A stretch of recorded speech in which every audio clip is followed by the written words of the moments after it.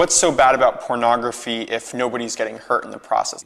Well, I can speak from experience because I had all the stuff throughout high school. I mean, my high school was everywhere. One guy in my high school passed out pornography from his locker to anyone who would vote for him as senior class vice president. Now, I don't know if he's a politician today or not, but it was everywhere, and the common thing is we just blow it off. You know, I'm not getting anyone pregnant. I'm not passing around diseases. They're willing to pose for the magazines. I'm willing to look at it. You know, it's a good arrangement for everybody.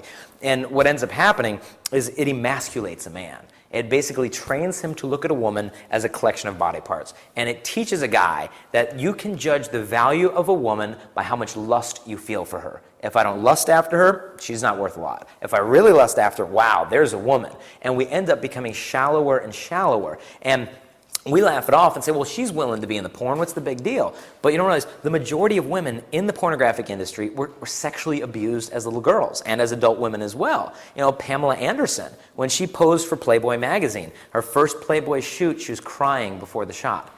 And then she pulled herself together and they fixed up her makeup and they took the nude photos. So when we're looking at these women, we've got to understand these are someone's sisters. This is somebody's daughter and probably sexually abused as a little girl. And we would just laugh it off and call ourselves gentlemen for appreciating it. And what happens to the guy is when you look at porn, the pleasure center of a man's brain is called your medial preoptic nucleus. If you take cocaine, this part of the brain is influenced, but they found during sexual arousal, this part of the brain is rewarded. And what it causes what's known as a trained response. They've learned of Pavlov's dog in psychology class. The guy rings a bell, feeds the dog, and the dog begins to associate the sound of the bell with food. So eventually, all he has to do is ring a bell and the dog will start salivating because he knows the sound means food is coming. It's called a trained response. They found out the same thing works with a man's brain, and the pleasure center is one of the most easily trained parts. So they found out when a guy looks at the porn, he actually trains his brain to expect his future wife to live up to all these impossibly perfect fantasies.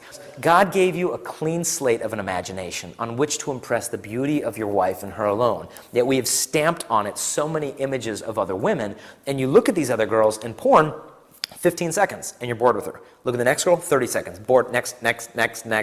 These are the most beautiful bodies on earth, and we're being trained to become bored with them in less than a minute flat. And you do that for a couple of years, and you marry a woman, and you really expect that her body is going to captivate you until death do you part. It doesn't happen. Men start bringing pornography into the bedroom. I know of so many divorces that have happened. Women write me emails, letters.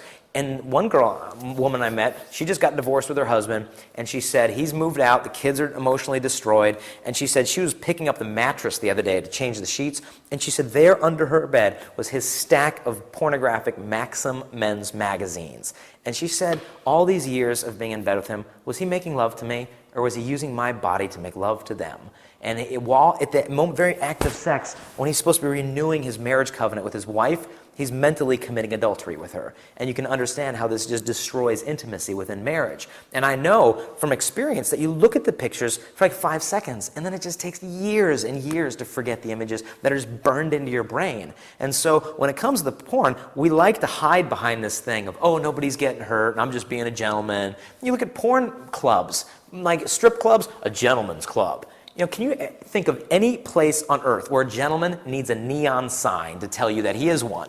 No, it doesn't have. Actions speak for themselves. You know, adults, I'm adult. This is an adult bookstore. I'm an adult. This is why I'm going in here. Adults don't need signs to say they're adults. They just act like them.